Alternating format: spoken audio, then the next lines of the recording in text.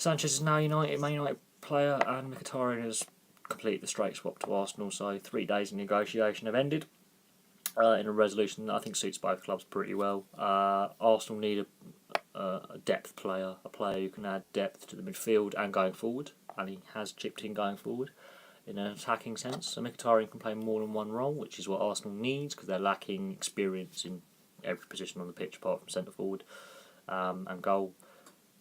Their defence and midfield look very just like Swiss cheese, so he's a good addition. They need to add more. His wages are less than Sanchez. That's another thing that I think attracted him as a player to do part of this deal. Sanchez going the other way. He wanted a fresh start. He wanted out the club. He's got out the club. Whether Mourinho can now get him back to playing his best, yet we've seen. He cannot afford to keep giving the ball away 30 plus times a game because he's done that several times this season. Arsenal fans have picked this up. Pundits have picked this up. Experts have picked this up. Opposition teams have picked this up. He was becoming a point where he was so frustrated, so angry at Arsenal, and so not wanting to be there. He wasn't trying games. His confidence was shot. So a fresh start is possibly what's needed. So we have to see how he fits in the Man United side, but they have got a good player there. It's just getting the best out of it. It's very unusual to see a swap. It's more transfer that you see in football. This is more like a North American sports trade. I honestly think Arsenal possibly have the slightly better deal. It's going to cost him less in wages. The player can maybe be less. He's maybe less star player sort of name, but I think he's a better all-round player for the role he will do.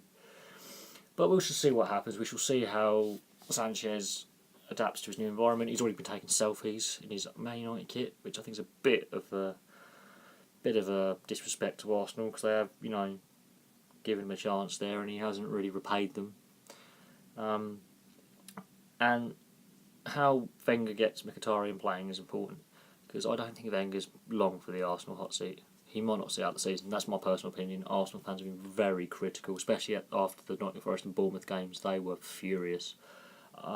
Even the most loyal who keep their opinions muted, they were like, this is enough now. Change needs to occur. So we shall see. This transfer window's been not great for Arsenal. They've had to give up a lot to get one player back.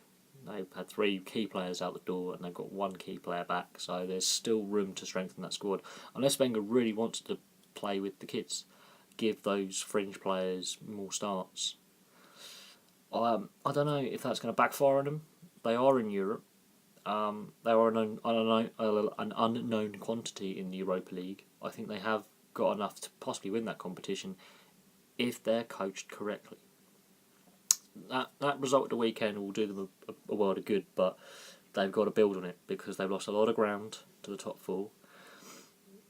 I think they're in 6th or 7th in the Premier League at the moment. Leicester, I think, have overtaken them. I think they passed Burnley, but they've been overtaken by Leicester. So Arsenal are not safe in a European qualification spot in the league.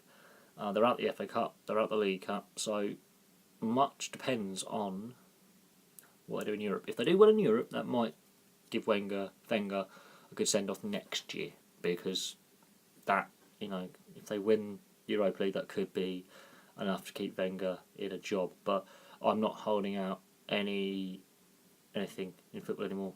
We've already had 8 Premier League sackings, so it wouldn't surprise if there's a 9th. But anywho, thank you very much for watching. It's been a brief little video. There's not really much to say. In fact, it just took 3 days of negotiation, and the fact that Man City turned down the offer to sign Sanchez for 35 million a couple of days ago. So that was news in itself, but I didn't do a video on it because I didn't see fit to do so. But we've seen similar player moves that have caused issues in other sports this year alone. This is not the first transfer saga that's caused issues for the clubs involved in a negative way. But anyway, thank you very much for watching. Please like and subscribe. It was a very short little video, I know. There's not really much to say, as I said. We'll have to see how both players bed into their new clubs over the next couple of weeks and couple of months, and I'll have some more videos for you soon.